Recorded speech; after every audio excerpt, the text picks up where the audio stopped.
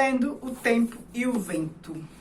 Olá pessoal, tudo bem? Eu sou a Carmen e hoje eu venho aqui para o quarto vídeo, acho, sobre o Tempo e o Vento.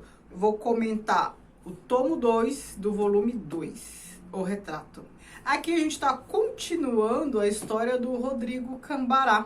No vídeo passado até comentei que é finalmente um tomo em que não havia tanta passagem de tempo, tantas gerações diferentes, né? E um volume 2, tomo 2, que é esse caso. A gente tem a história do Rodrigo Cambará, a história centrada nele, né? Tem o irmão dele, tem o pai, o Licurgo, que a gente já viu desde o primeiro volume, O Continente. E é uma narrativa mais cotidiana, sem grandes saltos temporais, o que até me deixou contente, porque a gente se envolve mais com os personagens e não tem aquela confusão de ficar confundido o personagem, quem é filho da Ana Terra, quem é neto da Bibiana, aquelas coisas todas que acaba confundindo. Antes de continuar, vou pedir para você se inscrever neste canal, caso ainda não seja inscrito, que me siga no Instagram, o Que Vi do Mundo. Curta este vídeo, que comente o que você está achando, se você leu só O Continente, principalmente, né? Boa parte dos que leram essa obra leram apenas o volume 1, O Continente. E agora, o que está achando do retrato, se está gostando tanto quanto ou não, né? Agora mudam personagens e muda ritmo de história, já que a gente não tem tantos saltos temporais assim.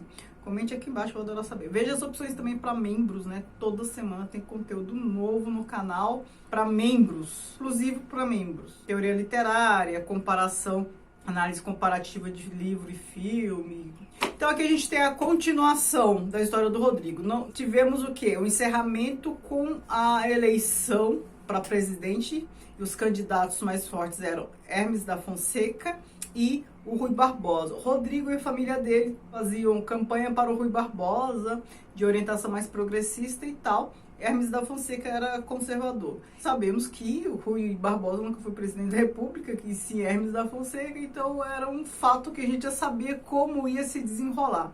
Então, aquele tomo terminou assim, com a derrota, desânimo lá dos cambarás e tal. E este tomo que começa com aquele ânimo um pouquinho melhorado, né? Então, Rodrigo já está se estabelecendo mesmo como médico, né? Antes, no outro tomo, ele tinha construído lá o consultório, então, aqui ele está se estabelecendo como médico, está querendo casar com a Flora ainda, né? Tá providenciando noivado e tal, tá ali tocando a vida, mas a gente sente no Rodrigo uma inquietação, até mesmo um descontentamento, que nos lembra até o Rodrigo, o primeiro Rodrigo Cambará, que casou com a Bibiana, que é, acho que bisavô desse aqui, que é de não conseguir ficar confortável com uma vida pacata, cotidiana, só tocando a vida, lidando com rotina. A gente já percebe aqui o Rodrigo, o outro Rodrigo lá, ele queria pelear, né? Ele queria participar de revolução, queria batalha, queria guerra,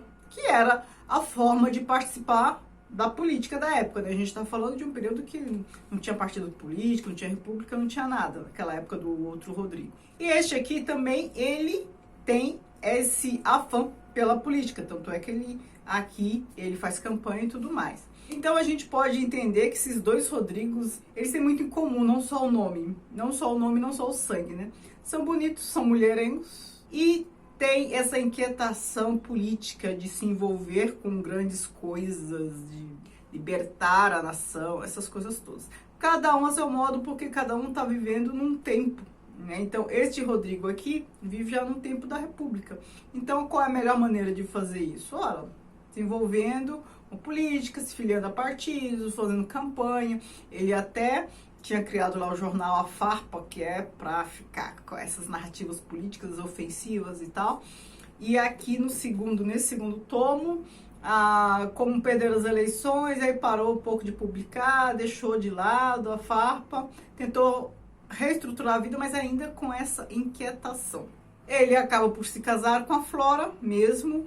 A gente tem um salto assim, de poucos anos, porque aí depois ele já tá com 2 filhos pequenos com a Flora, então assim, uns 4, 5 anos de casados, e já estabelecido lá no casarão.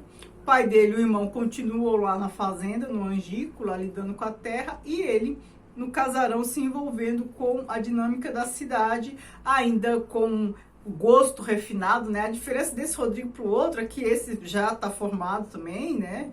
Foi o primeiro da família a cursar na faculdade, ele é doutor e tem um refinamento. Então fala francês, tem um gosto por artes, por literatura, por coisas refinadas que o outro não tinha.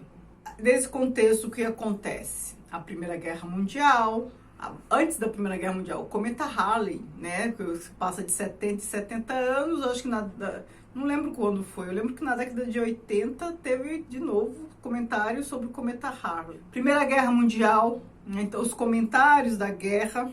E eu lembro que no outro vídeo, né, do primeiro tomo, eu até me perguntei, né, levantei o questionamento, olha, o Rodrigo tem todo esse posicionamento político, com ideias progressistas, será ele de esquerda ou não? Ou ele só é de direita, mas uma direita mais progressista, que seria uma espécie de centro-direita, né?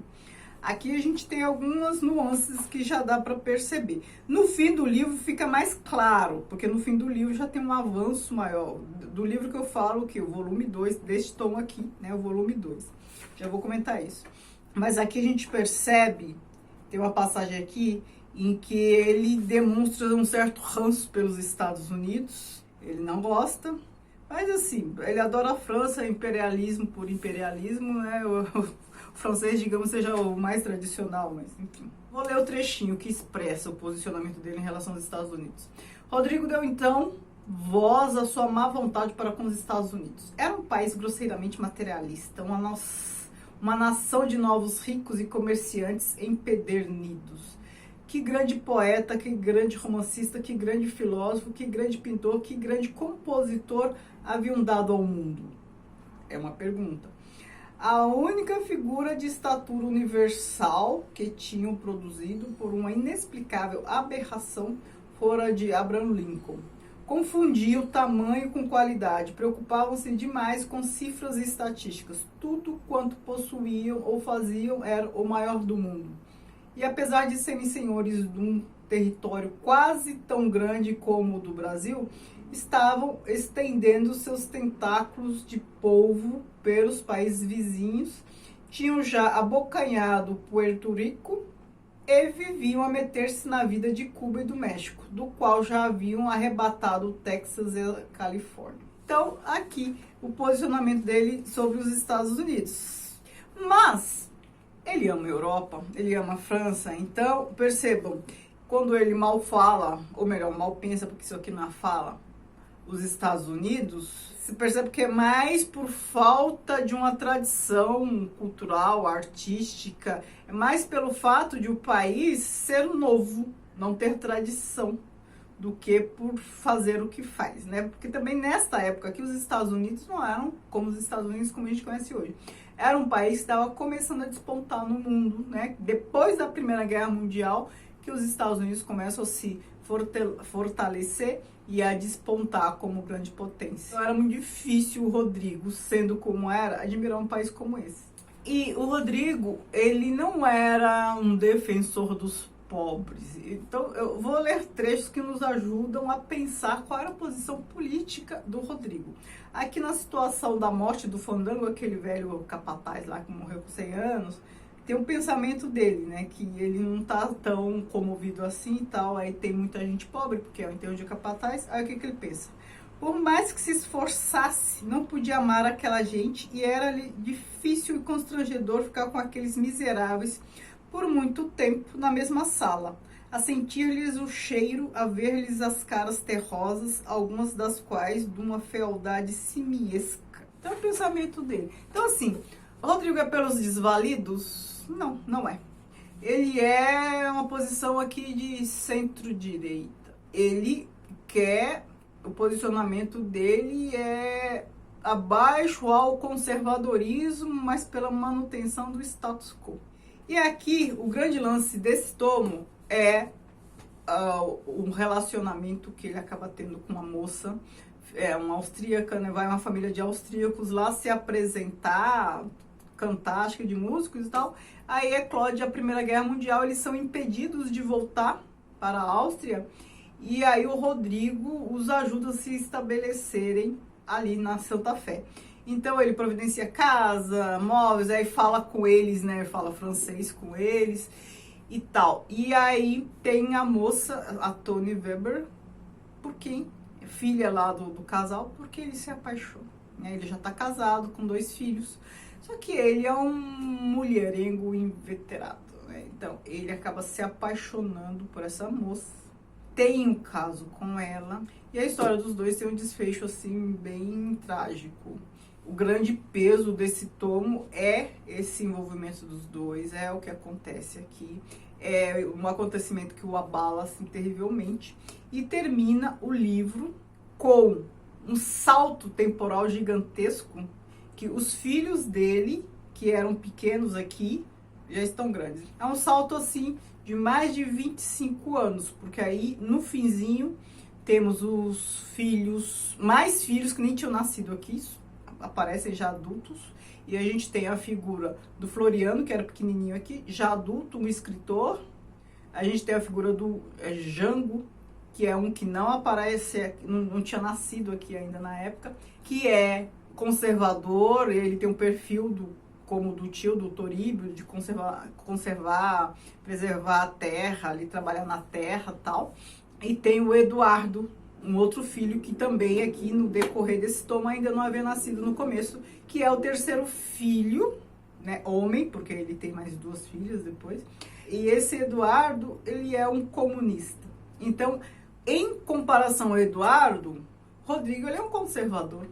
Porque o Eduardo é comunista mesmo, fica lá lutando pela reforma agrária e tal. Mas isso aparece bem no finzinho, né? Bem no finzinho, aí acaba a história. Então, aqui no finzinho, esses filhos adultos, a gente já conhece o posicionamento, assim, um pouco dele. A gente sabe que o Rodrigo viveu um tempo no Rio de Janeiro, tal, já tá velho, assim, com, acho que quase 60 anos.